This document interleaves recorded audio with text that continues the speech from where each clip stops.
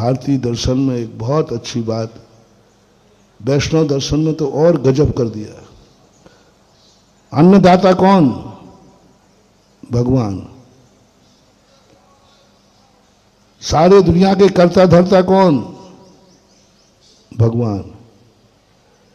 लेकिन जब भगवान को भूख लगी, सारी दुनिया का इंतजाम कर रहा है, सारी दुनिया का अन्नदाता है, और स्वयं भूख लगी तो बैठा है कोई श्रावक लाके भोग लगा देवे। वैष्णव दर्शन में आया कि भगवान जो है भूखों मर सकता है जिंदगी में, लेकिन स्वयं बनाकर नहीं खा सकता, सारे जगत को खिलाने वाला, सारे जगत का अन्नदाता है। वो स्वयं कुछ नहीं करेगा, एक श्रावक की खातिर बैठा है। यानी भगवान की भी सुरक्षा, भगवान की भी आवश्यक वस्तु किसके अधीन है? के अधीन, जिसकी कोई कुछ भी नहीं। यह है मलकियत। मलकियत का अर्थ होता है उसको भोगना।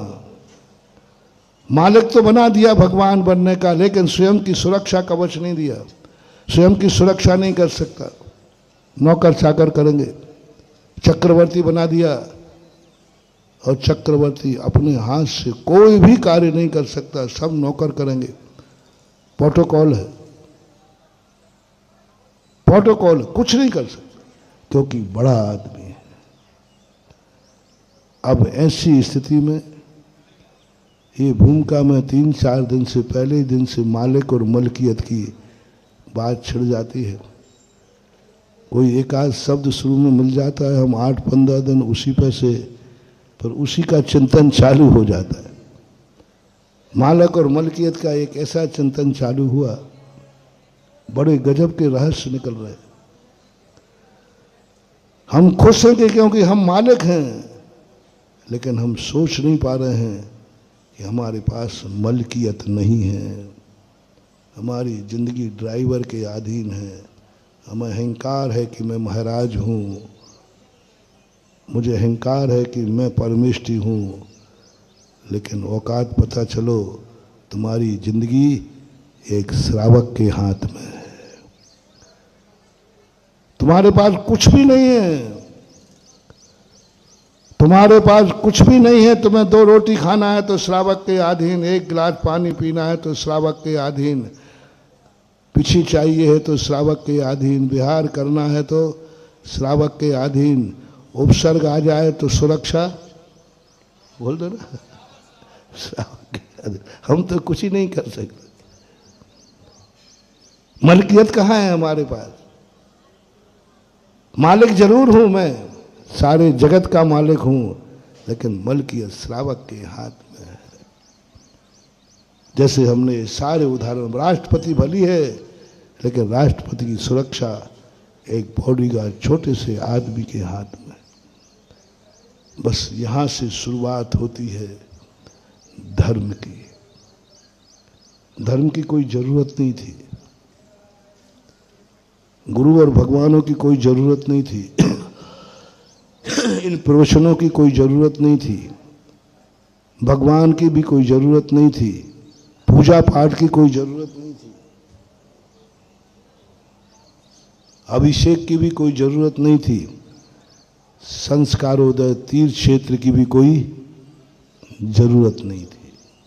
कोई जरूरत नहीं। जितने अपन लोग उपक्रम कर रहे हैं ना, ये सब बेकार की चीजें, कोई काम की नहीं है ही नहीं। ये तो हमारी समस्या का समाधान है, ये तो मजबूरी है, इसके बिना कोई दूसरा रास्ता नहीं है। क्योंकि इस दुनिया में जीव के लिए सर्वभौम, सर्वशक्तिमान, सर्वज्ञाता दृष्टा बनाया, लेकिन इसका सारा सुख दुख, सारी मलकियत पुद्गल के अधीन कर दी। संसार अवस्था में मालिक बना दिया। जीव 6 द्रव्यों में सबसे बड़ा शक्तिमान है, सबसे बड़ा माना जाता है, लेकिन जीव द्रव्य ऐसी कठपुतली बन गया है कर्मों की कि ये कर्म नचा रहे हैं। मालिक नाच रहा है, जड़ नचा रहा है। जीव और पुद्गल नाचे यावे कर्म उपाधि है। क्या हम तुम्हारा समझ गए? जीव को एक और तो कह दिया तो बहुत बड़ा है, सब द्रव्यों में बड़ा है, और हमारा सुख दुख एक पुद्गल कर्म के अधीन कर दिया। पुद्गल चाहेगा तो तुम हंस लेना, पुद्गल चाहेगा तो तुम रो लेना, पुद्गल चाहेगा तो सो जाना, पुद्गल चाहेगा तो खा लेना। तुम्हारे हाथ में कुछ नहीं है, एक दो कौड़ी का पुद्गल है, जड़ है, अज्ञानी है, कोई कीमत नहीं है उस जड़ की। लेकिन उस जड़ को सौंप दी इस जीव की जिंदगी, ड्राइवर को सौंप दी राष्ट्रपति की जिंदगी, एक सूकर को सौंप दी मुनिराज की सुरक्षा की जिंदगी, एक भगवान और महाराज की रोटी सौंप दी एक छोटे से प्राणी गृहस्थ के लिए। क्या बात!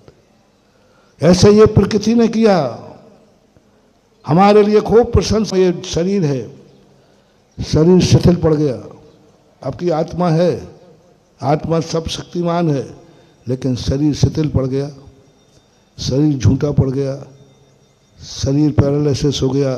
अब उठ के दिखाओ, यानी बिस्तर से उठोगे, एक कदम चलोगे, किसके अधीन? शरीर के अधीन। आंख खुलेगी, कर्म के अधीन। रोटी मिलेगी, कर्म के अधीन। कुछ नहीं, कोई भी चीज का उपभोग करना पुद्गल के अधीन है, सब कुछ पुद्गल के अधीन। रुपए के ड्राइवर के हाथ में दे दी। मेरी जिंदगी मैं ज्ञान घन स्वरूपी हूं, मैं आ गया अविरव सम्य दृष्टि, यहीं तो घुट लिपट जाता है। तब सारे शेर आ गए, कोई हाथी आ गए, जितना उसको उलझाए वो सुलझाए उतना ही। सारे जंगल के जानवर आ गए, राजा को नहीं बचा पा रहे हैं। अंत में लोमड़ी आई, बोले तुम मरोगे और तुम्हारा राजा मरेगा। इस समय राजा साहब को बचा सकता है तो सब कहते वो चूहा, चूहा क्या काम का, चूहा क्या बचाएगा? तो चूहा तो अपने बिल में से मुंह निकाल के देख ही रहा था, करने दो सबको तमाशे। लोगों ने कहा भाई चूहा, नहीं नहीं साहब हम तो चूहा हैं, वो तो राजा साहब है, आप बड़े बड़े राजा साहब हो, हम तो चूहा, हम क्या करते? चूहे ने थोड़ा तेल लगवाया मनवाई की, अंत हमने हाथ जोड़े, हे चूहे राम। आज भी बोलते हैं चूहा को चूहा राम। बिल के राजा की जिंदगी किसके हाथ में है? राजा की जिंदगी की सुरक्षा किसके हाथ में? चूहे के हाथ में। नहीं तो ये सारे देखने के बाद, सारा चिंतन करने के बाद हमारे लिए करुणा की बात कही, वात्सल्य की बात कही, सत्वेषु मैत्री की बात कही। मुनि महाराज से कह रहे हैं कि सबको मित्र बनाओ, चूहा को भी मित्र बनाऊं क्या? कीड़े मकोड़ों को मित्र बनाऊं क्या? सांप बिच्छू को मित्र बनाऊं क्या? हाँ बनाओ। संसार में क्या पता कब कौन सा जीव काम आ जाए। सत्वेषु मैत्री इसलिए कहा, मत समझो कि वो चूहा है, कभी राजा को भी चूहा की जरूरत।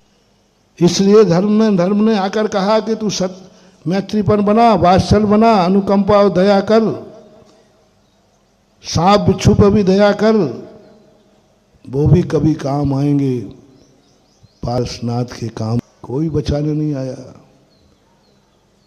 वो नाग नागिन को बचाया था, नाग नागिन से मैत्री की थी, उसी ने आकर पारसनाथ का उपसर्ग दूर किया। जय जिनेंद्र। दोस्तों अगर आपको मेरी वीडियो अच्छी लगती है तो प्लीज मेरे चैनल को लाइक करें, शेयर करें, सब्सक्राइब करें, इसी तरह से अपना प्यार देते रहें। Thank you.